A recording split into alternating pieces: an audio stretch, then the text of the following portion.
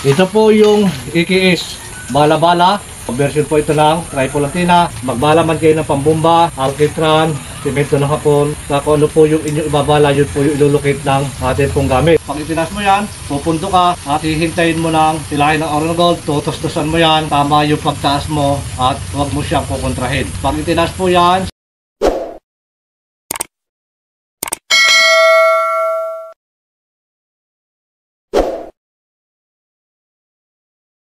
isang mapagpalang araw po at magandang buhay sa atin pong mga kababayan, sa atin pong mga ka-TH. Ito po yung pinusuan ng atin pong ka-TH mula po sa probinsya ng Camarines Norte. Ito po yung Japanese one. Ayan. So mga ka-TH, ang Japanese one po natin ay mayroon po standard na haba. Ayan. So ito pa rin. Ito po yung pinadala ng ating ka-TH. Ito po yung EKS na pinag-grade niya.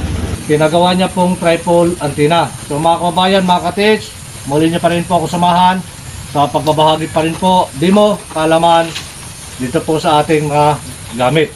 So ito pa rin mga ka-TH.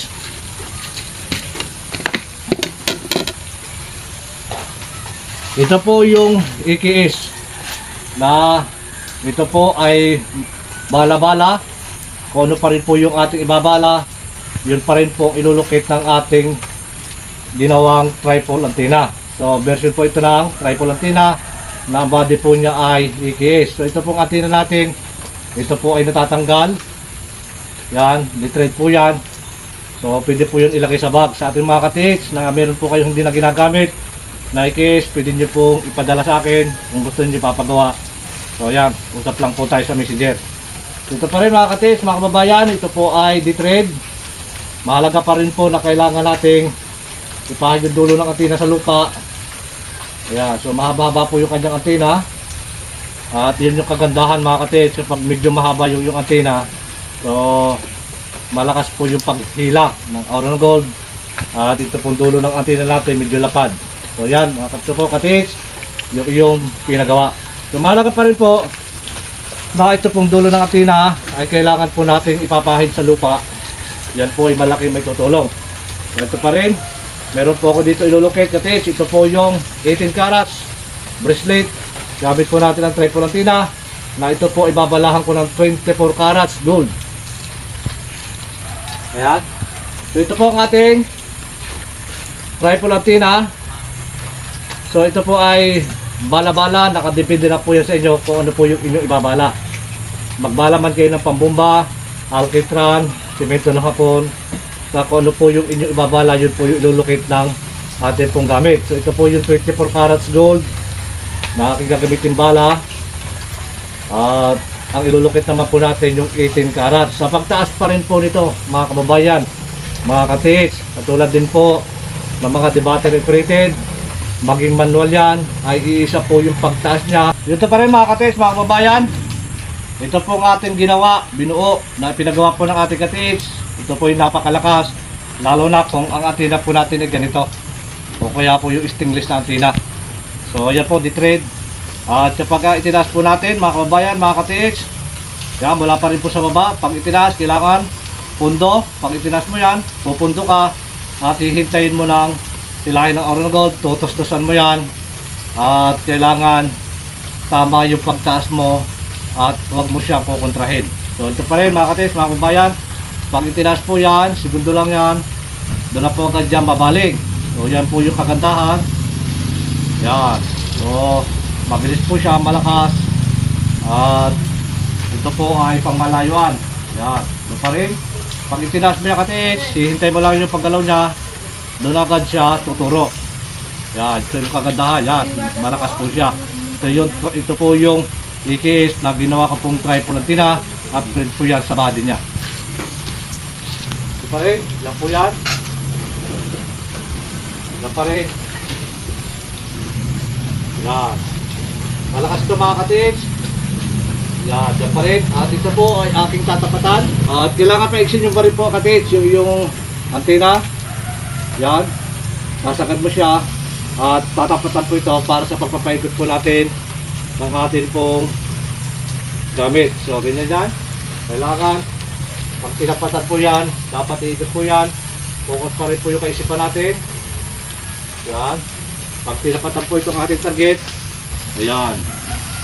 Ganun po agad umikot yung ating gamit. So yan, pag tinapatan po yan, yan. So yung po reaction niya, ito po ay mas mabigat doon po sa ating tripolatina, kaya hindi po yan hahatak ng pinakamalakas na ikot. So ang pag-ikot po niya, dahil medyo mabigat po yung body ng ating pong AKS, so ganyan lang po yung kanyang pag-ikot. Yan. Maga po yung pag-ikot niya at hindi po yan mahigpit. Kailangan yung ating pong handle, yung ating bearing, kailangan makatits, lagyan ng WD-40. So ganyan po yung kanyang pag-ikot. Malubay yung kanyang pag-ikot. So ganyan po yan kapag tinatapatan. Nito po ang ating in-upgrade na improvised box na with manual. At ito pa rin mga katits, mga kababayan, gamit pa rin po ang isang Japanese one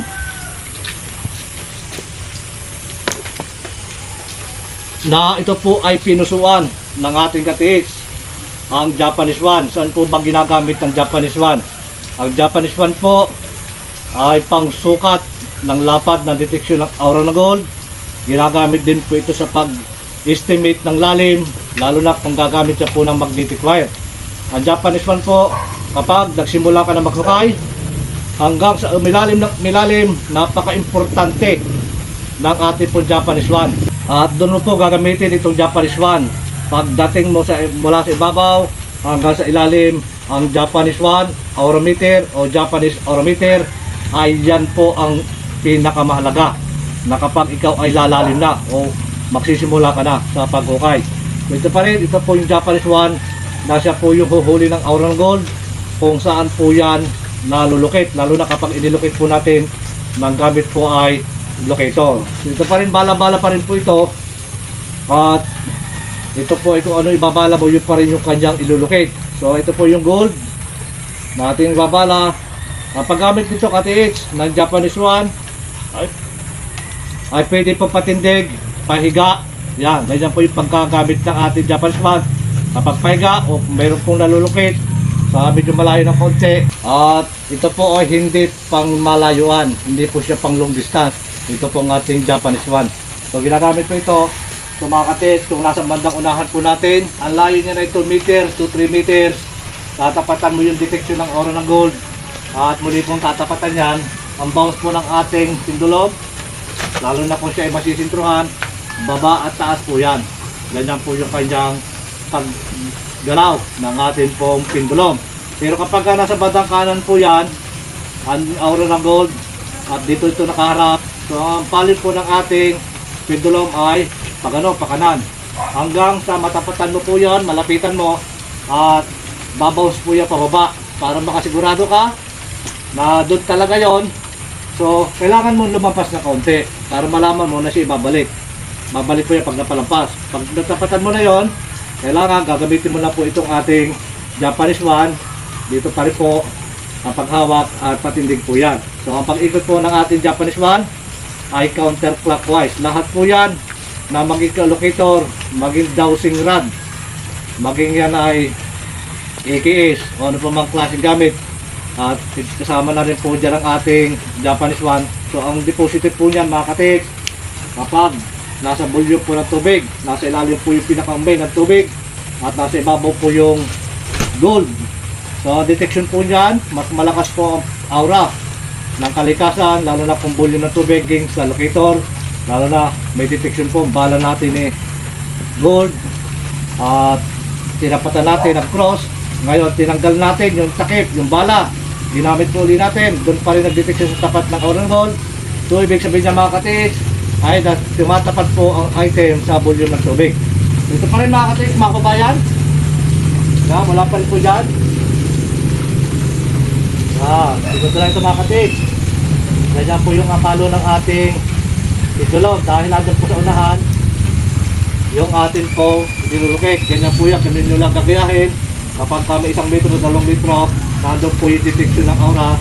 So tapatan mo lang siya. Tapos kung lumampas ka at magbago ka ng pwesto, ang ating pendulum, babalik po yan. Ganun po yung paggamit natin sa Japanese one. So mga kababayan, mga katik, muli po, maraming salamat sa inyo pong lahat. At pagpalain po tayo ng maraming biyaya at higit po ang isang magandang kalusugan. Maraming salamat mga katits!